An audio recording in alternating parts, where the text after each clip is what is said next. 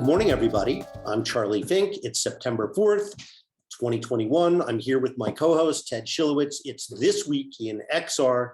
Good morning, Ted.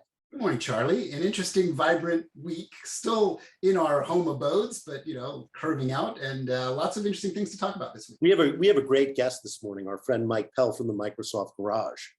Yes, he's an interesting gentleman that has lots of interesting insights and has a very cool job. So he's going to talk about some interesting also stuff. Another genuine OG in tech who was there when VRML was invented. He was at Adobe in the early days working on things like Acrobat, if you remember when that didn't. Acrobat, right? Yeah. So top story this week, Ted. Yeah. Our friends at Nreal landing at it, raising more dough, which is great. Yeah. $100 million. Holy crow. I remember when that used to be a lot of money. Yeah.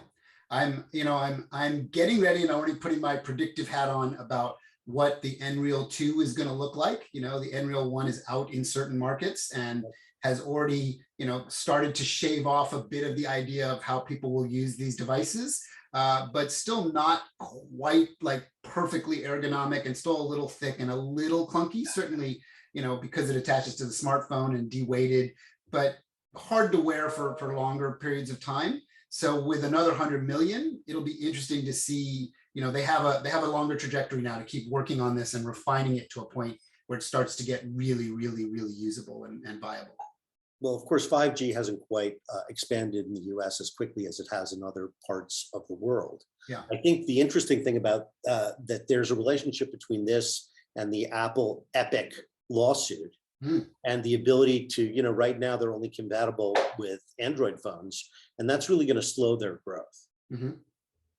So if somehow this led to them being able to address the iPhone and iOS in general, they would be able to expand much more quickly. And again, it's a whole conversation about interoperability and, the obstacle that Apple's closed walled garden can pose. Exactly. Well, and hardware as a walled garden for Apple has always been kind of a hard stop, right, in terms of their interoperability.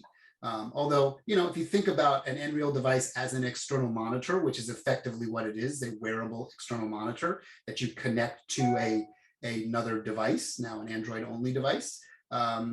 If they view it in those terms, then maybe they would support it. But there are obviously aspirations for Apple to build their own devices in this domain, which means that walled garden may be pretty damn high.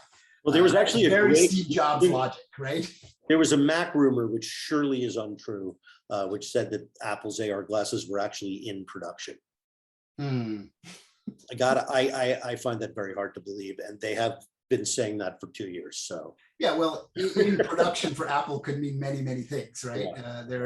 There's development, pre-production, testing, ideation, fabrication, like the many years and many cycles. So whatever might drift out of a fab or a factory in Taiwan or Malaysia may have some kernel of truth to it, but it is probably not the actual truth.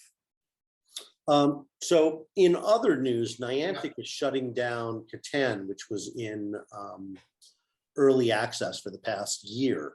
Do you know what's going on there, Ted? Well, I've played with friends, Settlers of Catan, a few times, the board game, which is wildly successful. Their console game is popular too.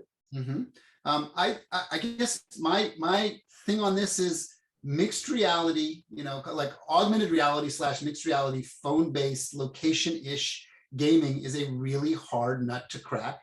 Completely cracked hyper successfully with Pokemon Go, but fell over the waves in the wrong way with Harry Potter Wizards Unite. This too sophisticated, too hard for users to dive into.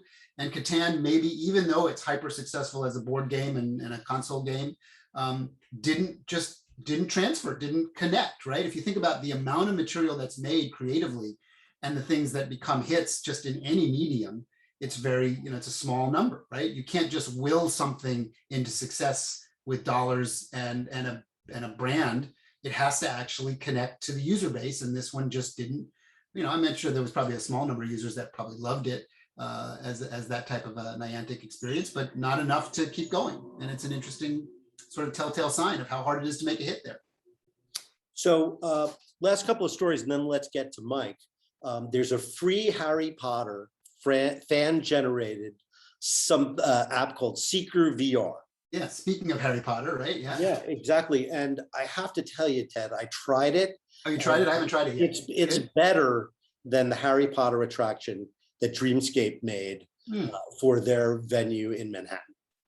Wow, interesting. I can't wait to, after we're done with our podcast, I'm gonna hop in and give it a go. That's really interesting. And the fun part of this story for those who are listening and not reading my column is that the creator is a single individual who is anonymous because he's trying to dodge potential cease and desist. Of course. Anyway, you might want to get in there before it's too late. Yeah, I'll do it right now. Yeah, it's interesting. And, Disney has had, what's that? I wanted to segue into Dreamscape because they just launched the Men in Black experience. Yeah, well, as we talk about big IP, talking about this Hogwarts thing, Disney, both on the official side, has experimented with kind of virtualizing some of their theme park stuff, but some of the more interesting stuff has been these independent folks that have tried to kind of like, someone made a haunted mansion experience in Sony Dreams that actually could port into VR, and I play with it a little bit, a little clunky, but conceptually, like the idea of fan art and fandom moving into these mediums is something I actually believe that the big corporate entities want to support in certain ways, because it does help. Obviously it's a tricky one because it's their IP. Well, look at the number of infringing avatars people have not gone after in VR chat. Right, of course, absolutely. Well, let's pivot from the news to our friend Mike Pell for Microsoft Garage. Mike, you're on. Welcome. Our guest this morning is Mike Pell. He's the chief envisioneer at the Microsoft Garage in New York. Mike, welcome. Great to see you, and thanks for coming on the show. Great to see you again, Charlie, and hey, Ted. Hey, Mike. Good to see you. We were talking before the show about how about where we all are. Isn't that the first thing you say now when you get on a call? It's, where are you? Yeah. So I'm coming to you live from New York. Yeah. You're in New York. In an actual work office, not at home. No, we're in our brand new, beautiful building right on the edge of Soho. So, both of you probably know this neighborhood very well, like right on Houston and Lafayette. So it's, center for design and fashion and creativity and music for decades and decades. So it's wonderful to be here. That's great. Ted, have you been back in the office yet? Only for, there are certain things from a studio production perspective that I've had to sort of look in on and meet and go to various stages for things. But so far we're still being asked, for obvious reasons, not to use our office for regular office. There are people that can go in if you want to. You still have to wear a mask inside the office. And for me, I've already been sort of living in this metaverse so much pre-pandemic that I can kind of work from anywhere, and so still home. But I think pretty soon there'll be some office days that we're kind of logging in. We are back in person, live and in person at Chapman, but totally masked up. Right. If you cross the threshold of a building, you must have a mask on. And there have been some breakthrough infections, so people are taking it very seriously. Yeah. Just in the last week, walking into a restaurant or a bar, everybody has asked for their proof of vaccination here in New York City. So that's been a big change for everyone. Yeah. You mean some people are more comfortable being unmasked? Well, people had to get their act together and make sure that they had that to begin with. And then, but it's very odd. So you can't walk in until you have your proof of vaccination. Once you go in the restaurant, nobody's wearing a mask. If you walk into a store, like any store, there's lots of people wearing masks. So it's a very odd mixture. Yeah, we have that same thing here. In LA, it's still very mask culture. When you get even just sort of outside of LA proper in Orange County, it's different. People have a different mentality. Even within California, there are different sectors. And then you go to other states, and you go to Arizona, you go to places, they're not interested in wearing masks. And you know what? We could get into the deep politics and the dynamics of all this, but that's not what our show is about. But it is an interesting thing to talk about. So Mike, I got a question for you. So during the whole sort of 18 months of quarantine, did you guys at Microsoft use the HoloLens to collaborate or use Microsoft Mesh at all? yourselves. Absolutely. Yeah. So you both know very well, like during that period, we released, not one, but two different versions of Mesh. Like there's a brand new one that's been updated. So that work all continued. We had a gigantic Surface announcement yesterday or the day before, right? That was With up, lots of new stuff. So a lot of that work was done, it had to be done in a very interesting remote work fashion. You can't just sit behind a Teams call and get everything done. So there had to be some people in the office, people using, other types of devices to be able to meet remotely in that way. So we're having like a little, it's not a real fire. We're getting our elevator worked on. So I will mute myself for just a moment. How about that? Well, while you mute, I will mention to our listeners that I've been in a couple of HoloLens 2 Mesh sessions with some Microsoft engineers and some external folks that we work with, as well as some internal Viacom CBS folks using our kind of cartoony avatars, the alt space looking avatars. Can you explain what Mesh is? There may be a few people on the call who are wondering what the heck we're talking about. Yeah, Mike, is your alarm still going off? Should I explain it or do you want to do it? Okay, Mike's alarm is still going off. So for those that have VR headsets and have been in something like alt space or spatial or one of those, within a HoloLens 1 and 2, I guess, but now focused primarily on the HoloLens 2, there's a mixed reality version of a social sharing collaboration environment where you can build an avatar. I would give you the reference of if you go all the way back and remember kind of like the we and a me, that you made your me. It's sort of like an evolved version of that. It's very like kind of low poly, cartoonish style avatar. And you can design, your hair wear and your clothing a little bit, but it's not a photorealistic thing, at least not as yet, although Mike may have some updates on that. And so you kind of gather with your cartoon avatar and you can be in a place together. And there's often like a little work table that's sort of the default that sets up. You can bring in 3D objects or 2D objects to that work table. You can open up a PDF or anything you'd have in a Sketchfab or any kind of the collaboration tools. And you can discuss things. You can size them up by pulling things. And because you're in mixed reality, not virtual reality, you are grounded in your space. So if you're in your living room or your office or your backyard at dusk, it doesn't, Holland's not great in the bright sunlight, but I've actually done it outside at sort of like magic hour, and it was kind of amazing. And you can see each other in your own environments. And then you can also record that through the device. So what's interesting is like I have a couple of recordings where like I'm in my living room and the other person is seeing me there and I'm seeing them in their environment. And it's interesting the way it plays out. So think about like if you've done the Facebook workrooms thing or the or spatial or alt space, it's a even more evolved version of that because you're in a mixed reality environment. That's a fantastic description, Ted. Fantastic. That's right on. And one of the most exciting things is one of the new features where you can have people who are sort of in a space, with no optics at all, right? And they can participate in this. So like that's sort of the next generation of this is you don't have to be wearing a HoloLens. You can be on a different type of device or sort of no device if you're in a room that's equipped. So you can participate. So it's a lot of fun. So that expands the user audience exponentially, right? Because not everybody has a HoloLens, not everybody even has a Quest, which is, a tenth of the price of a HoloLens. Yeah. But the idea of almost everybody has a computer or a mobile phone, and the fact that you can cross-play that way, that is actually part of the definition of this thing that Charlie and I can't stop talking about because everybody in our world's talking about is part of the metaverse, is the idea of this interoperable world where some people may have super advanced. You had to segue. I know, we went down the rabbit hole again. Oh, but it is very accurate. It's very important, So here we are. I was just thinking to myself, so our I'm sure mutual buddy Tony Parisi and Mark Pesci defined the virtual reality markup language in a web browser, right, 25 years ago. Mm-hmm. And the metaverse that they dreamed of is no different than the metaverse everybody's dreaming of today. Absolutely. It's always been the same thing. It's been called a lot of different things. It's been like a sine wave, up and down, but maybe it's going to stick this time. It's one of these things, like we started talking about it and I'm sort of like, why are we talking about this again? I mean, I know it's because of, big publicly traded companies like Facebook and others, NVIDIA, have been talking about the metaverse. And when, people with that kind of influence, who are in charge of essentially that much of the economy, Right. say something, like Tim Cook, the world leans into it.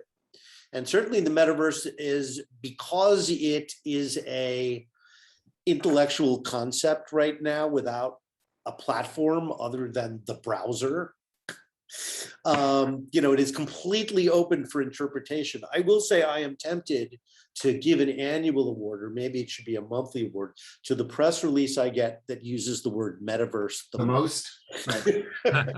But think about it as this technology fabric, right? We're sitting in a video chat client, Zoom, right now. But Charlie, you and I could also, within our same technical environment we're sitting on, we could text each other. We could hop on another, a browser and see each other. Or a different device. Or a different device. And we can do it all simultaneously. So there's a human interoperability of all this. Yes. That allows us to kind of do this, right? And we're just evolving it. So when people talk about it as a new thing, it's not a new thing. It's just the evolution of our interconnected technology worlds, which obviously Microsoft is a big, leader in. Yeah. And the new thing that we all, was sort of dropped on all of us was the future of work is right now. Right. And so this is it's very germane to our discussion, Charlie, about, we were talking about this hybrid workplace and the future work and how does this all figure in? This is all part of it, but it's happening at a rate that nobody expected. Right. This may be normal. This may be the new normal. And, we're going to be in these sort of masked islands with infections going up and down and people getting breakthroughs all the time. Yeah, but it's always also, this was the vision, right? That people would be remote, that you could be anywhere. You could it was, the canonical thing is you could be sitting on a beach and joining your work meeting and everything would be fine. And guess what? We're there. And it's look at telemedicine, right? We fast forwarded telemedicine at least 15 years because of this in a month. And the same thing with remote work. We all have to deal with this and this is not going away. And so all of these platforms like Mesh and Spatial and all the things you mentioned, they're super interesting previews into how things will be. And I don't think we're going back.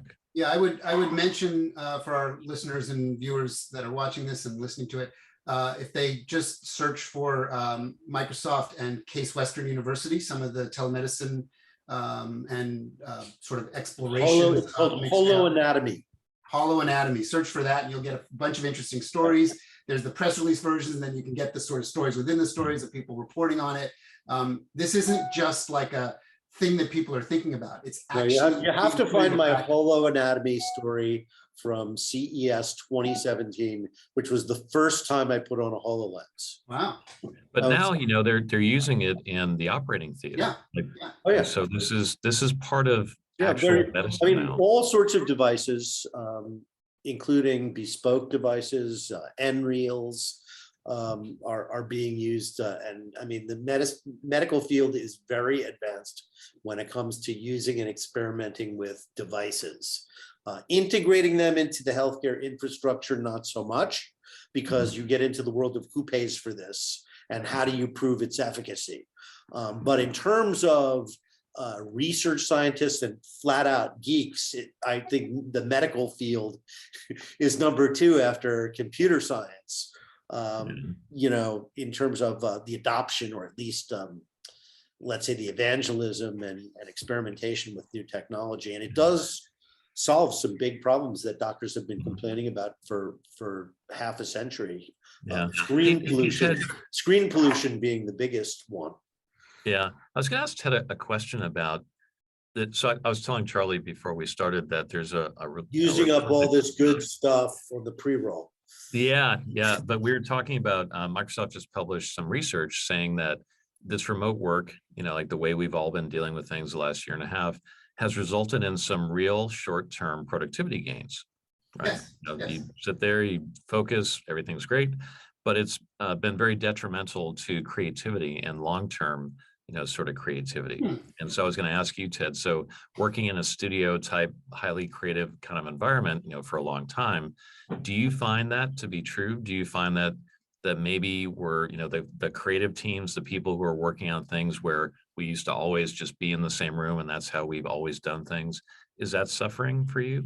Or do you think people have adapted? It's interesting. I would say it's a mixed bag. I would say like you could look at sort of a surface benefit of removing the commute of people that live in urban or suburban areas. You add an extra hour of your day, not necessarily to work, but to do personal time, to actually recharge your batteries and, do things with your family. If you have a younger family in the house, we're empty nesters now, right? But for the beginning of the pandemic, my kids were back in the house, back from school. And so it was actually kind of like this weird sort of like, silver lining inside that, which was lovely. But just the idea of people that like live in the New York metro area, right? And have 2 hour plus commutes either way. There are many people. So you just like, that's a big practical one, right? And the idea of not getting on international flights and just having to lean into technology to do it, I think that's a big win. I think there are two types of humans and two types of kind of work groups.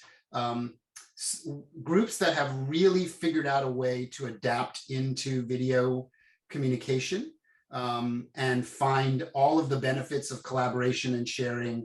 But you have to be kind of relatively good at technology, and you have to be in an area where you have really good, stable internet and the right compute tools and the right, like you have to be among that subset and not, we all. That's what I was saying earlier.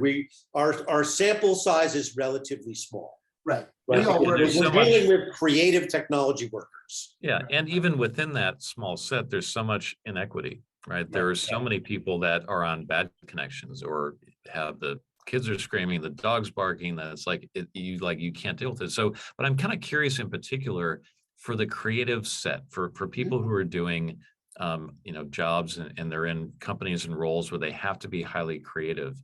Is something like Mesh or Spatial or like any of these more immersive collaboration going to help with that because you can't physically be there? Yeah, and I think when you take a step back and study how entertainment content gets created, people are largely working remotely anyway, even pre-pandemic, and then they gather together at moments to kind of share and build things together. So the script writers, the producers, the logistics person, the set people are all kind of working in their own little fiefdoms. And they'll share via email, they'll share via text and phone calls. They're already doing remote anyway. The thing that got sort of displaced was the big kind of group meeting, the pre-production meetings, the like sit and work on the whiteboard. So the more that tech companies can create digital metaphors for all those things we did in the physical world, and it feels more real, the more success you'll have. So we've already seen, mostly in VR and now starting to get MR because MR is still more exotic, right? The idea of like a group of production workers all with VR headsets saying we're going to have a spatial meeting. We're going to sit around the boardroom table, the big creative table. We're going to have a virtual whiteboard. We can share video clips. And it's a little disoriented when you're in VR. I think it gets even better when you're in mixed reality because you can still feel your own real environment. But I absolutely feel that it is something that's happening. So the more we can encourage companies like Microsoft to keep leaning into it, the bigger benefit it'll have across many industries, any industry that has to collaborate, not just the entertainment industry, the medical industry, the heavy and light, in the construction industries and, architecture, and anybody that needs to share 3D files is already a big win. You've already got that built in. Yeah. And that's, very well that that's been part of Alex Kipman's vision, right? For what we're doing is that we would get to this point of collaboration where we felt like we were all in the room, we could work on objects, documents, like anything we're doing together on phones and tablets, like you mentioned this earlier. What we're finding and what this report's sort of borne out is that there's something human lost in all of this, even with all the technology, even with all the brilliant, ingenious things we come up with, there's a missing part that you just can't replace. And that's why, it's so exciting whenever you get to see one of your teammates or, friends or family you haven't seen for a long time. And I wonder how we're ever going to overcome that part of it, or if we will, if things will just change. And that's how it is. Yeah, I mean, we talk about that, like, the movie theater experience, which is, of course, going under dynamic radical change. But the idea of gathering together and feeling the human energy inside a theater, inside a Broadway play, inside a concert, certainly coming back, when the sort of curve of the pandemic. But there's a lot of people that have just cocooned up and probably won't do that. And, But, your home system is so good. Right. It's so good. So you get to the point where like, why do I want to go to a theater? Why would I take that risk? It's kind of smelly. It's more convenient to be at home. I could go to my own bathroom. It doesn't cost $50 for the two of us. I mean, you know, the list of reasons that, I mean, I have a, 70-inch QLED screen that I sit 10 feet away from. Why the hell would I go to the ballpark? Right. And you're making a And really, by the way, going to the ballpark, at least in a place that I would sit, it's going to cost me $100 and something per ticket. Right. So, it's like, is it that much better? Wouldn't I rather just sit here on my couch, keep the $250 in my wallet, and one of watch the big changes close up? Yeah. So here in New York, like everything went outside, right? So there's like outdoor dining everywhere, which is wonderful. I hope it never goes back. Like that's a good thing. But outdoor concerts, like so at Pier 17, right? So like on the rooftop, like right near the water, seeing a show. Like I went to a show like a week or two ago. It was fantastic because it's outside, it's fresh air, it's like beautiful view. There's nothing that replaces that energy of being at like a live show where you feel a little bit safer because you're outside. Yeah, well, that's just real human energy, right? And the idea of, yes, we have figured out a way to technologically advance so that we don't functionally have to connect. And even creatively, like Charlie says, well, I've got a giant television. I have a home theater in my house. I don't have to go to the movie theaters. And a lot of people that work in the entertainment industry have a home theater. But my wife and I still love going to the theater. And we can't wait for the day that we really can get back into that culture. I mean, we live in an interesting world because I can go to the studio and we can screen things privately and so forth and so on. But that's a rarefied air because of where I work, right? The normal population of the world wants to go back to concerts, wants to go back to theaters and add it in, have an additive life where they have a technologically sophisticated life and then in the real world life. And right now we've discounted the real world life and I think people are yearning to get it back. So we're working on it. Yeah, I had an interesting insight, and I'll ask both of you if you've had the same. So, we're all of a certain age where we sort of have our notion of what reality is, and then there's a bunch of kids, students, younger people whose reality is very digital. And I made the mistake personally of thinking that somehow my reality was more real than their reality, and it's not. And there's a mind shift that has to happen so that this new hybrid reality where a lot of things are digital, some things are physical. There's like a reckoning sort of coming, right? About what's real and what's not real. And people, again, of a certain age, I think are predisposed to thinking their reality is more real than other people's. Well, So that's a pretty deep one. I'll ask Charlie. I don't know if we want to make this an extended version of our podcast. I know we're going over time. If you got to go, well, we can leave people with that. You can join us again, and we can do that as the starting of the discussion because it's a big one to talk about, and you're extraordinarily correct. My general thesis is that atoms are becoming less and less valuable, and bits are becoming more and more valuable. People are valuing experiences rather than possessions. We're living in smaller spaces, both out of financial necessity, but also out of recognition that we have fewer things. Our things are digital now. You don't schlep around boxes of records and giant speakers, right? You don't own paintings and things that you put on your walls because it's in recognition that you spend most of your time staring at a screen, a television screen, a computer screen, a mobile phone screen. It's actually a kind of crazy great equalizer. I'm here on this beach, the guest of an affluent friend, and you walk down the beach and there are these 15, 20, $30 million mansions. And guess what? The people aren't out on the lawn. They're inside looking at screens. Mm-hmm. That's correct. So it's sort of the great equalizer, right? Because I'm going to go back to my regular old middle class house in the suburbs, and I'm going to be exactly the same as that dude in the $50 million house here on the beach staring at my screens. That's the argument about how automotive technology got to a point where unless you really wanted to own a hyper exotic car, you could pretty much own for a relatively normal price an extraordinarily good, reliable, high-tech automobile. And we democratized that. We've also democratized the idea of people owning technology. Laptops are very inexpensive now, and smartphones. But again, basic thesis: publishing, digital; music, digital. Home decor, digital. Mm-hmm. right? So, you know, in a way it's kind of sad because you think of that movie, that YouTube short Wingman, right? The guy's apartment is completely empty, but when he puts on his glasses, it's filled with everything. Right. But looking at it in the third person at this guy with glasses in the empty apartment, it's very sad. Yeah. You know, so it has those two things together, and that is just so human. It You're reminds me easily of very, seduced.